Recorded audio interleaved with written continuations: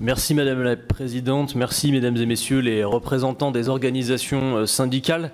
Je vous remercie toutes et tous pour vos exposés éclairants. Hier soir, Madame Pénicaud, ministre du Travail, a qualifié de hors-sol les propos tenus par les orateurs du groupe France Insoumise et je me félicite de constater ce matin que l'écrasante majorité de vos démonstrations nous conforte sur notre positionnement, sauf à penser bien sûr que les représentants syndicaux que vous êtes au plus près des salariés de l'entreprise soient aussi hors-sol, ce que je l'espère, personne ici ne peut raisonnablement croire. Avec les 18 millions de salariés directement concernés par ce projet de loi, vous êtes les plus légitimes pour en parler et pour aider à la nécessaire conscientisation de masse dans le pays sur ce que ce gouvernement prépare derrière une pluie de fausses bonnes intentions.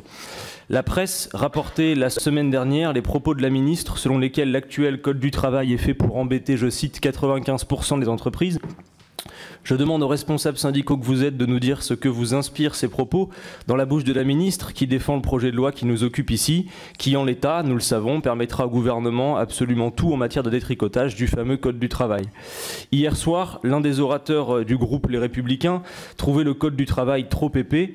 Je demande qu'on m'explique depuis quand on juge l'efficience d'un document à son épaisseur. Sinon, trouvez-vous aussi que l'annuaire est trop épais? Et si tel est le cas, je vous laisse le soin de nous dire quelle page vous désirez arracher.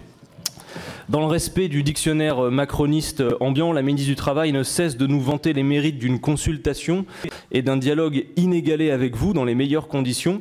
Si nous buvons ces paroles, force est de constater que vous bénéficieriez d'un meilleur régime que les parlementaires ici présents en matière de consultation, mais je me permets d'en douter. Pouvez-vous par conséquent nous éclairer sur le cadre de cette concertation avec le gouvernement? Et enfin, dernière question, la plus importante selon moi, comment comptez-vous contribuer à éclairer les salariés sur l'ampleur inégalée et les dangers de ce projet de loi? Merci.